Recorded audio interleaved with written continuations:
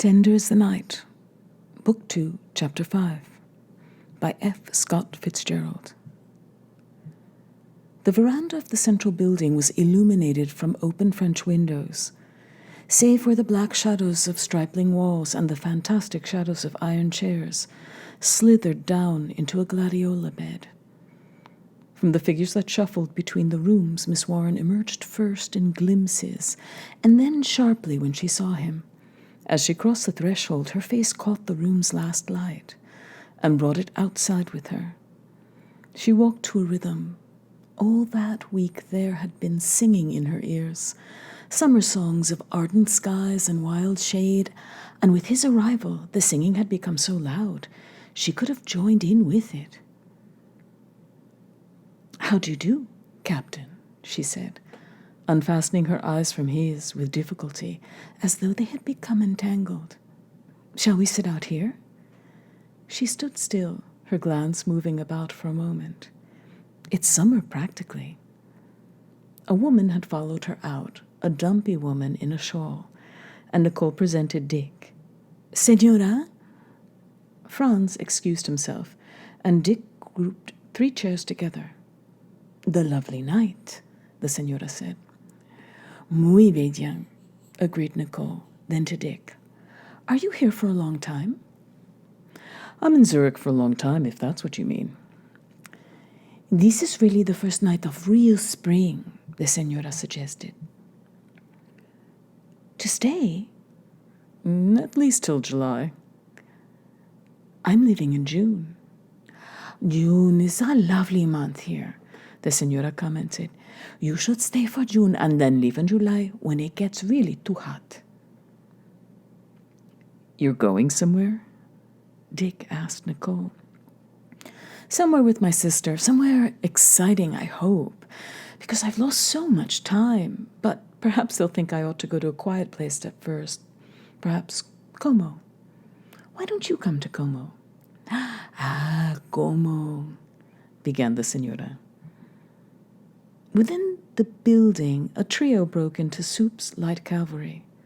Nicole took advantage of this to stand up, and the impression of her youth and beauty grew on Dick until it welled up inside him in a compact paroxysm of emotion.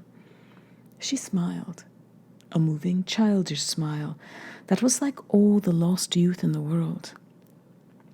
"The music's too loud to talk against. Suppose we walk around." "Buenas noches, senora." "Good night, good night." They went down 2 steps to the path, where in a moment a shadow cut across it. She took his arm. "I have some phonograph records my sister sent me from America," she said. "Next time you come here, I'll play them for you. I know a place to put the phonograph where no one can hear." "That'll be nice." "Do you know Hindustan?" she asked wistfully. "I'd never heard it before, but I like it. And I've got, why do they call them, babies, and I'm glad I can make you cry. I suppose you've danced to all those tunes in Paris?" "I haven't been to Paris." Her cream-colored dress, alternately blue or gray as they walked, and her very blonde hair dazzled Dick. Whenever he turned toward her, she was smiling a little, her face lighting up like an angel's when they came into the range of a roadside arc. She thanked him for everything, rather as if he had taken her to some party, and as Dick became less and less certain of his relation to her, her confidence increased. There was that excitement about her that seemed to reflect all the excitement of the world.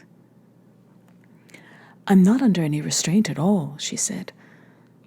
"I'll play you 2 good tunes called Wait Till the Cows Come Home and Goodbye, Alexander." He was late the next time, a week later, and Nicole was waiting for him at a point in the path which he would pass walking from Franz's house. Her hair drawn back of her ears brushed her shoulders in such a way that the face seemed to have just emerged from it, as if this were the exact moment when she was coming from a wood into clear moonlight. The unknown yielded her up. Dick wished she had no background, that she was just a girl lost with no address, save the night from which she had come.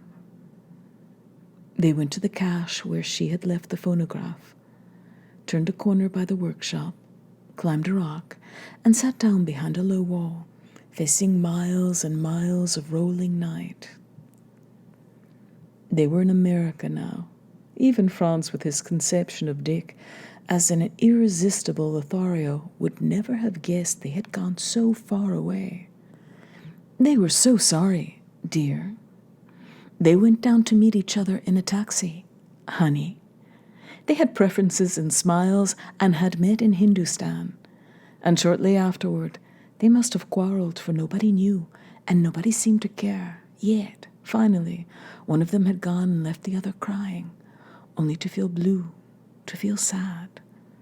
The thin tunes, holding lost times and future hopes in liaison, twisted upon the valet night. In the lulls of the phonograph, a cricket held the scene together with a single note. By and by, Nicole stopped playing the machine and sang to him.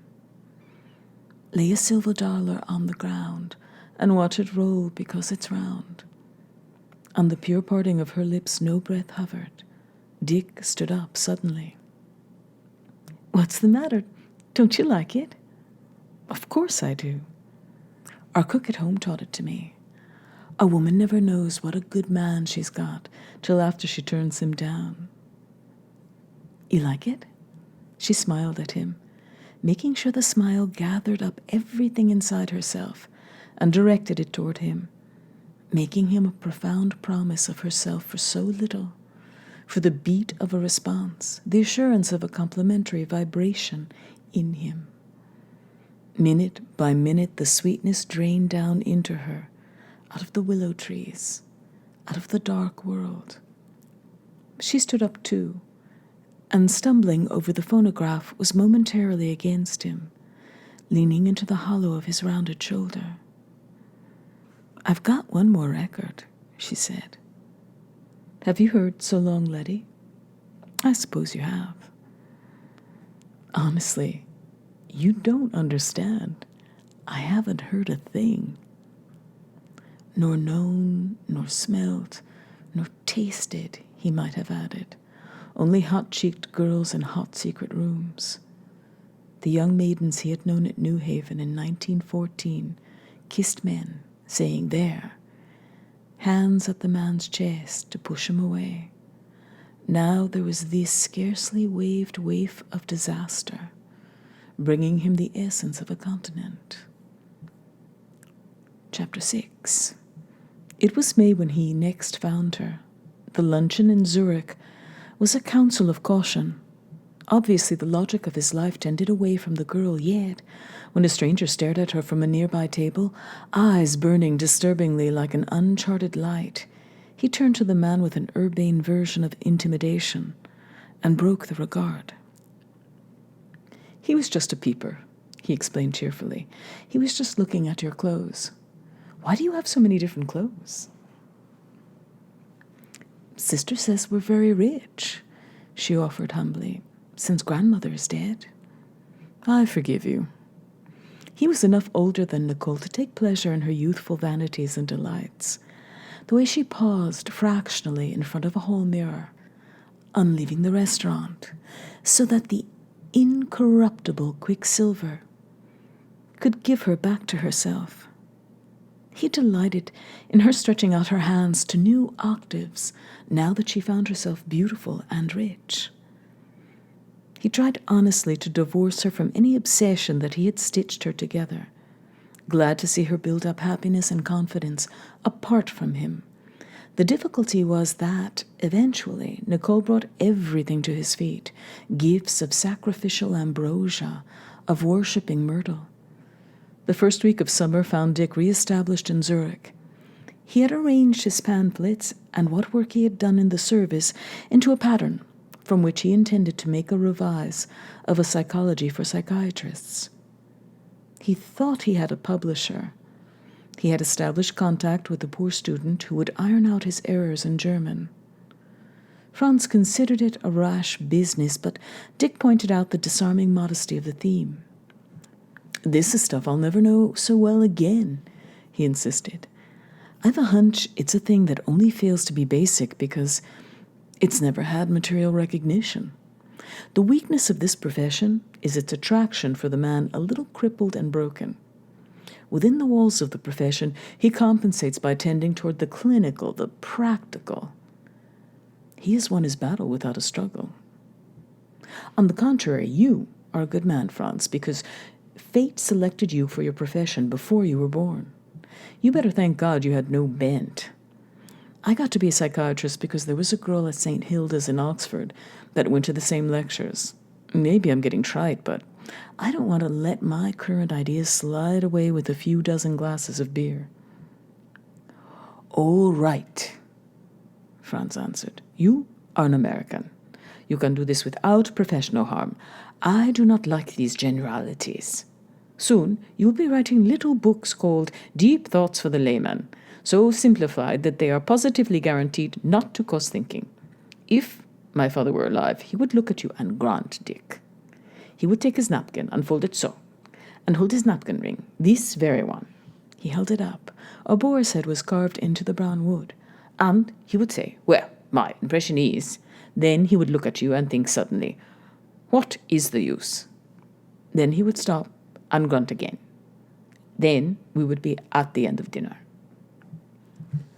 I am alone today, said Dick testily, but I may not be alone tomorrow. After that, I'll fold up my napkin like your father and grunt. Franz waited a moment. How about our patient? He asked. I don't know. Well, you should know her by now. I like her. She's attractive. What do you want me to do? Take her up in the Edelweiss? No. I thought since you go in for the scientific books, you might have an idea. Devote my life to her? Franz called his wife in the kitchen. Du liebe Gott, bitte, bring Dick noch ein Glas Bier. I don't want any more if I've got to see Daimler. We think it's best to have a program. 4 weeks have passed away. Apparently the girl is in love with you. That's not our business if we were in the world, but here, in the clinic, we have a stake in the matter. I'll do whatever Dr. Daimler says, Dick agreed. But he had little faith that Daimler would throw much light on the matter. He himself was the incalculable element involved. By no conscious volition of his own, the thing had drifted into his hands. It reminded him of a scene in his childhood when everyone in the house was looking for the lost key to the silver closet. Dick, knowing he had hid it under the handkerchiefs in his mother's top drawer. At that time, he had experienced a philosophical detachment, and this was repeated now when he and Franz went together to Professor Daimler's office. The professor, his face beautiful under straight whiskers, like a vine-overgrown veranda of some fine old house, disarmed him. Dick knew some individuals with more talent, but no person of a class qualitatively superior to Daimler. 6 months later, he thought the same way when he saw Daimler dead, the lights out on the veranda, the vines of his whiskers tickling his stiff white collar, the many battles that had swayed before the chink-like eyes stilled forever under the frail, delicate lids. Good morning, sir. He stood formally, thrown back to the army. Professor Daimler interlaced his tranquil fingers. Franz spoke in terms half of liaison officer, half of secretary, till his senior cut through him in mid-sentence. We have gone a certain way, he said mildly. It's you, Dr. Diver. Who can best help us now? Routed out, Dick confessed. I'm not so straight on it myself. I have nothing to do with your personal reactions, said Daimler, but I have much to do with the fact that this so-called transference, he darted a short, ironic look at Franz, which the latter returned in kind, must be terminated. Miss Nicole does well, indeed, but she is in no condition to survive what she might interpret as a tragedy. Again, Franz began to speak, but Dr. Daimler motioned him silence. I realize that your position has been difficult, Yes, it has. Now the professor sat back and laughed, saying on the last syllable of his laughter with his sharp little grey eyes shining through, "Ha! Perhaps you got sentimentally involved yourself." Aware that he was being drawn on, Dick too laughed. "She's such a pretty girl. Anybody responds to that to a certain extent. I have no intention." Again, Franz tried to speak. Again, Daimler stopped him with a question directed pointedly at Dick. "Have you thought of going away?" "I can't go away." Dr. Daimler turned to Franz. "Then we can send Miss Warren away." "As you think best, Professor Daimler," Dick conceded. "It's certainly a situation." Professor Daimler raised himself like a legless man mounting a pair of crutches. "But it is a professional situation," he cried quietly.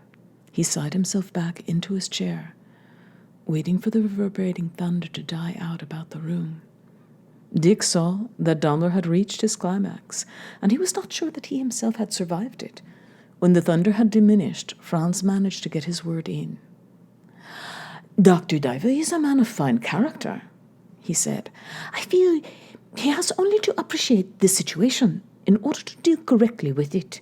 In my opinion, Dick can cooperate right here, without anyone going away." "How do you feel about that?" Professor Daimler asked Dick. Dick felt churlish in the face of the situation. At the same time, he realized in the silence after Daimler's pronouncement that the state of inanimation could not be indefinitely prolonged. Suddenly, he spilled everything. "I'm half in love with her. The question of marrying her has passed through my mind," uttered Franz. "Wait," Daimler warned him. Franz refused to wait. "What? And devote half your life to being doctor and nurse and all? Never." "I know what these cases are. 1 time in 20, it's finished in the first push. Better never see her again." "What do you think?" Daimler asked Dick. "Of course, Franz is right."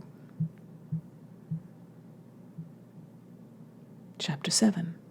It was late afternoon when they wound up the discussion as to what Dick should do. He must be most kind, and yet eliminate himself. When the doctor stood up at last, Dick's eyes fell outside the window to where a light rain was falling. Nicole was waiting, expectant, somewhere in that rain. When presently he went out, buttoning his oilskin at his throat, pulling down the brim of his hat, he came upon her immediately under the roof of the main entrance. "I know a place we can go," she said. "When I was ill, I didn't mind sitting inside with the others in the evening. What they said seemed like everything else. Naturally, now I see them as ill, and it's... You'll be leaving soon." "Oh, soon. My sister, Beth, but she's always been called Baby. She's coming in a few weeks to take me somewhere. After that, I'll be back here for a last month." "The older sister?" "Oh, quite a bit older. She's 24. She's very English. She lives in London with my father's sister. She was engaged to an Englishman, but he was killed. I never saw him." Her face, ivory gold against the blurred sunset that strove through the rain, had a promise Dick had never seen before. The high cheekbones, the faintly wan quality, cool rather than feverish, was reminiscent of the frame of a promising colt, a creature whose life did not promise to be only a projection of youth upon a grayer screen, but instead a true growing. The face would be handsome in middle life. It would be handsome in old age. The essential structure and the economy were there. "What are you looking at?" "I was just thinking that you're going to be rather happy."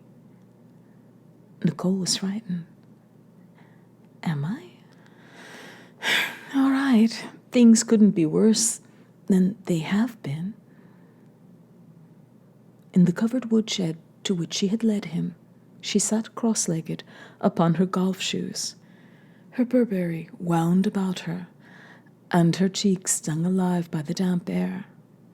Gravely, she returned his gaze, taking in his somewhat proud carriage that never quite yielded to the wooden post against which he leaned. She looked into his face that always tried to discipline itself into molds of attentive seriousness, after excursions into joys and mockeries of its own. That part of him which seemed to fit his reddish-Irish coloring she knew least. She was afraid of it, yet more anxious to explore. This was his more masculine side. The other part, the trained part, the consideration in the polite eyes, she expropriated without question, as most women did. "At least this institution has been good for languages," said Nicole. "I've spoken French with 2 doctors, and German with the nurses, and Italian, or something like it, with a couple of scrub women and one of the patients, and I've picked up a lot of Spanish from another." "That's fine." He tried to arrange an attitude, but no logic seemed forthcoming. "Music, too. I hope you didn't think I was only interested in ragtime. I practice every day. The last few months, I've been taking a course in Zurich on the history of music. In fact, it was all that kept me going at times, music and the drawing." She leaned suddenly and twisted a loose strip from the sole of her shoe, and then looked up. "I'd like to draw you just the way you are now." It made him sad when she brought out her accomplishments for his approval. "I envy you. At present, I don't seem to be interested in anything except my work." "Oh, I think that's fine for a man," she said quickly, "but for a girl, I think she ought to have lots of minor accomplishments and pass them on to her children." "I suppose so," said Dick, with deliberated indifference. Nicole sat quiet. Dick wished she would speak, so that he could play the easy role of wet blanket, but now she sat quiet. "You're all well," he said. "Try to forget the past. Don't overdo things for a year or so. Go back to America and be a debutante and fall in love and be happy." "I couldn't fall in love." Her injured shoe scraped a cocoon of dust from the log on which she sat. "Sure you can," Dick insisted. "Not for a year, maybe, but sooner or later." Then he added brutally, "You can have a perfectly normal life with a house full of beautiful descendants. The fact that you could make a complete comeback at your age proves that the precipitating factors were pretty near everything. Young woman, you'll be pulling your weight long after your friends are carried off screaming." But there was a look of pain in her eyes as she took the rough dose, the harsh reminder. "I know I wouldn't be fit to marry anyone for a long time," she said humbly. Dick was too upset to say any more.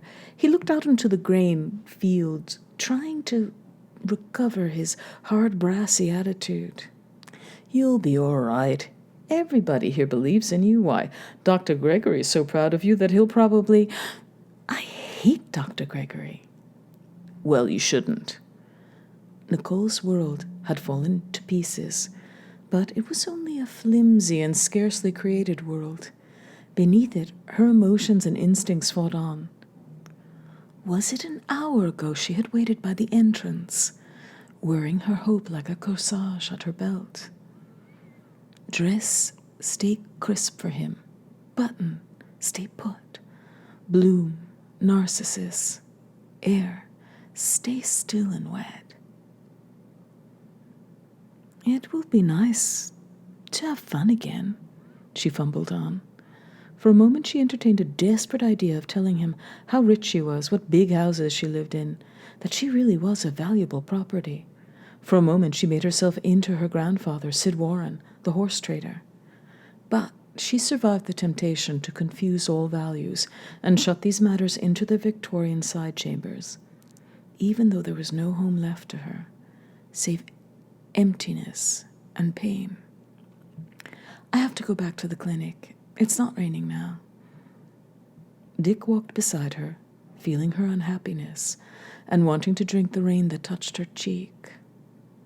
I have some new records, she said. I can hardly wait to play them. Do you know, after supper that evening, Dick thought he would finish the break. Also, he wanted to kick Franz's bottom for having partially introduced him to such a sordid business. He waited in the hall. His eyes followed a beret, not wet with waiting like Nicole's beret, but covering a skull recently operated on. Beneath it, human eyes peered, found him, and came over. Bonjour, docteur. Bonjour, monsieur.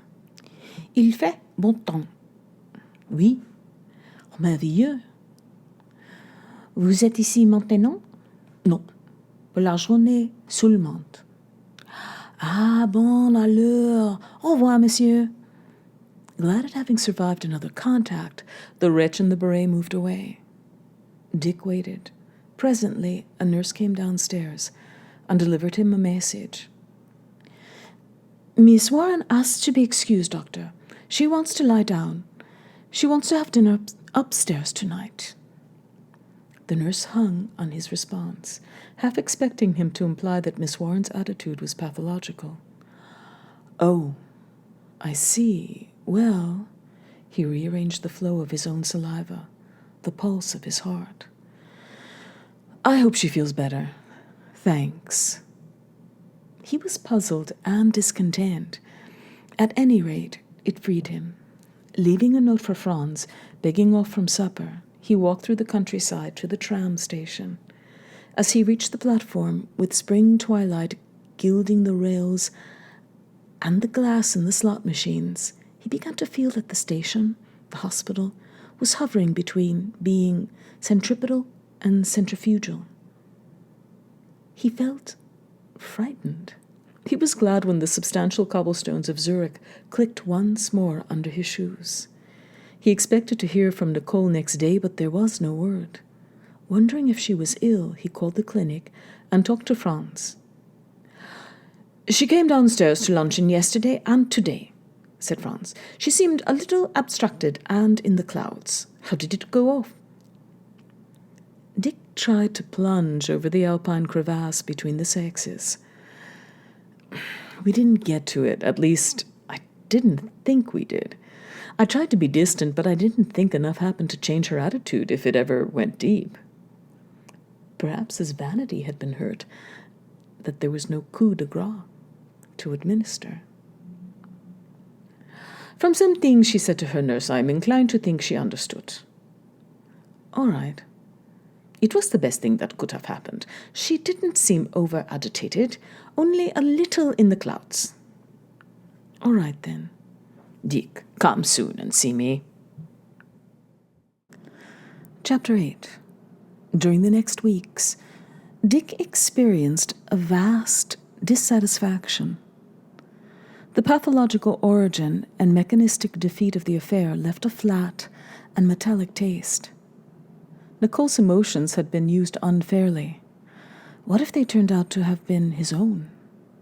Necessarily, he must absent himself from Felicity a while. In dreams, he saw her walking on the clinic path, swinging her wide straw hat. One time he saw her in person, as he walked past the Palace Hotel. A magnificent rose curved into the half-moon entrance. Small within its gigantic proportions, and buoyed up by the power of 100 superfluous horses, sat Nicole and a young woman, whom he assumed was her sister. Nicole saw him, and momentarily her lips parted in an expression of fright. Dick shifted his hat and passed. Yet, for a moment, the air around him was loud with the circlings of all the goblins on the Grossmünster. He tried to write the matter out of his mind in a memorandum that went into detail as to the solemn regime before her, the possibilities of another push of the malady under the stresses which the world would inevitably supply. In all, a memorandum that would have been convincing to anyone save to him who had written it. The total value of this effort was to make him realize once more how far his emotions were involved. Thenceforth, he resolutely provided antidotes.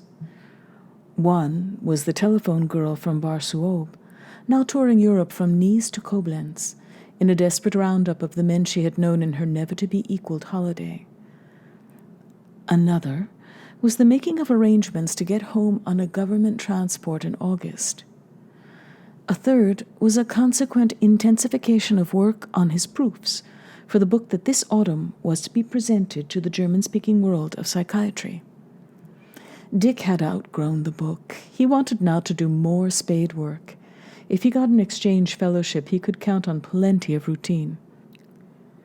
Meanwhile, he had projected a new work, an attempt at a uniform and pragmatic classification of the neuroses and psychoses based on an examination of 1,500 pre-Kraepelin and post-Kraepelin cases, as they would be diagnosed in the terminology of the different contemporary schools, and another sonorous paragraph, together with a chronology of such subdivisions of opinion as have arisen independently. This title would look monumental in German. Ein Versuch, die Neurosen und Psychosen gleichmaschig und pragmatisch zu klassifizieren aufgrund der Untersuchung von 400 Pre-Kraepelin und Post-Kraepelin wollen, wie sie diagnostiziert sein würden, in der Terminologie von den verschiedenen Schulen der Gegenwart. And another sonorous paragraph.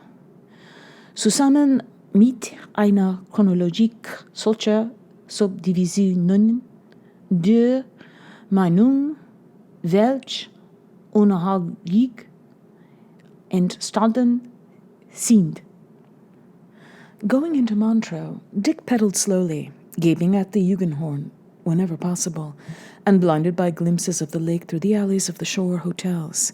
He was conscious of the groups of English emergent after 4 years, and walking with detective story suspicion in their eyes, as though they were about to be assaulted in this questionable country by German-trained bands. There were building and awakening everywhere on this mound of debris formed by a mountain torrent. At Bern and at Lausanne, on the way south, Dick had been eagerly asked if there would be Americans this year. By August, if not in June. He wore leather shorts, an army shirt, mountain shoes. In his knapsack were a cotton suit and a change of underwear. At the Glion funicular, he checked his bicycle and took a small beer on the terrace of the station buffet. Meanwhile, watching the little bug crawl down the 80-degree slope of the hill, his ear was full of dried blood from La Tour de Peltz, where he had sprinted under the impression that he was a spoiled athlete. He asked for alcohol and cleared up the exterior while the funicular slid down port. He saw his bicycle embarked, slung his knapsack into the lower compartment of the car, and followed it in. Mountain climbing cars are built on a slant similar to the angle of a hat brim of a man who doesn't want to be recognized. As water gushed from the chamber under the car, Dick was impressed with the ingenuity of the whole idea. A complimentary car was now taking on mountain water at the top and would pull the lightened car up by gravity as soon as the brakes were released. It must have been a great inspiration. In the seat across, a couple of British were discussing the cable itself. The ones made in England always last 5 or 6 years. 2 years ago, the Germans underbid us. And how do you think their cable lasted? How long? 1 year and 10 months. Then the Swiss sold it to the Italians. They don't have rigid inspections of cables. I can see it would be a terrible thing for Switzerland if a cable broke. The conductor shut a door. He telephoned his confrère among the undulati, and with a jerk, the car was pulled upward, heading for a pinpoint on an emerald hill above. After it cleared the low roofs, the skies of Vaud, Valais, Swiss Savoy, and Geneva spread around the passengers in cyclorama. On the center of the lake, cooled by the piercing current of the Rhone, lay the true center of the Western world. Upon it floated swans like boats and boats like swans, both lost in the nothingness of the heartless beauty. It was a bright day, with sun glittering on the grass beach below, and the white courts of the Kursaal. The figures on the courts threw no shadows. When Chillon and the island palace of Salagnon came into view, Dick turned his eyes inward. The funicular was above the highest houses of the shore. On both sides a tangle of foliage and flowers culminated at intervals in masses of color. It was a railside garden, and in the car was a sign, Défense du Gruyère, l'Herfleur. Though one must not pick flowers on the way up, the blossoms trailed in as they passed. Dorothy Perkins' roses dragged patiently through each compartment, slowly waggling with the motion of the funicular, letting go at the last to swing back to their rosy cluster. Again and again these branches went through the car. In the compartment above and in front of Dick's, a group of English were standing up and exclaiming upon the backdrop of sky, when suddenly there was a confusion among them. They parted to give passage to a couple of young people who made apologies and scrambled up into the rear compartment of the funicular. Dick's compartment. The young man was a Latin, with the eyes of a stuffed deer. The girl was Nicole. The two climbers gasped momentarily from their efforts as they settled into seats, laughing and crowding the English to the corners. Nicole said, "Hello!" She was lovely to look at. Immediately, Dick saw that something was different. In a second, he realized it was her fine spun hair, bobbed like Irene Castle's and fluffed into curls. She wore a sweater of powder blue and a white tennis skirt. She was the first morning in May, and every taint of the clinic was departed. "Plunk!" she gasped. "Ooh, that guard. They'll arrest us at the next stop. Dr. Diver, the Comte de Marmora." "Jiminy!" She felt her new hair, panting. Sister bought first-class tickets. It's a matter of principle with her. She and Marmora exchanged glances and shouted, "Then we found that first class is the hearse part behind the chauffeur, shut in with curtains for a rainy day, so you can't see anything." But Sister's very dignified. Again, Nicole and Marmora laughed with young intimacy. "Where you bound?" asked Dick. "Co, you too?" Nicole looked at his costume. "That your bicycle they got up in front?" "Yes, I'm going to coast down Monday." "With me on your handlebars? I mean, really, will you? I can't think of more fun." "But I will carry you in my arms," Marmora protested intensely. "I will roller skate you, or I will throw you, and you will fall slowly like a feather." The delight in Nicole's face, to be a feather again instead of a plummet, to float and not to drag. She was a carnival to watch. At times primly coy, posing, grimacing, and gesturing. Sometimes the shadow fell, and the dignity of old suffering flowed down into her fingertips. Dick wished himself away from her, fearing that he was a reminder of a world well left behind. He resolved to go to the other hotel. When the funicular came to rest, those new to it stirred in suspension between the blues of two heavens. It was merely for a mysterious exchange between the conductor of the car going up and the conductor of the car coming down. Then up and up, over a forest path and a gorge, then again up a hill that became solid with narcissus, from passengers to sky. The people in Montreux, playing tennis in the lakeside courts, were pinpoints now. Something new was in the air, freshness embodying itself in music as the car slid into Glion, and they heard the orchestra in the hotel garden. When they changed to the mountain train, the music was drowned by the rushing water released from the hydraulic chamber. Almost overhead was Caux, where the 1,000 windows of a hotel burned in the late sun. But the approach was different. A leather-lunged engine pushed the passengers round and round in a corkscrew, mounting, rising. They chugged through low-level clouds, and for a moment, Dick lost Nicole's face in the spray of the slanting donkey engine. They skirted a lost streak of wind with the hotel growing in size at each spiral, until with a vast surprise, they were there, on top of the sunshine. In the confusion of arrival, as Dick slung his knapsack and started forward on the platform to get his bicycle, Nicole was beside him.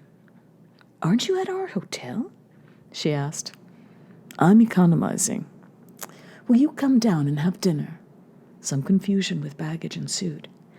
"This is my sister, Dr. Diver, from Zurich." Dick bowed to a young woman of 25, tall and confident. She was both formidable and vulnerable, he decided, remembering other women with flower-like mouths grooved for bits. "I'll drop in after dinner," Dick promised. "First, I must get acclimated." He wheeled off his bicycle, feeling Nicole's eyes following him, feeling her helpless first love, feeling it twist around inside him. He went 300 yards up the slope to the other hotel. He engaged a room and found himself washing without a memory of the intervening 10 minutes. Only a sort of drunken flush, pierced with voices, unimportant voices that did not know how much he was loved.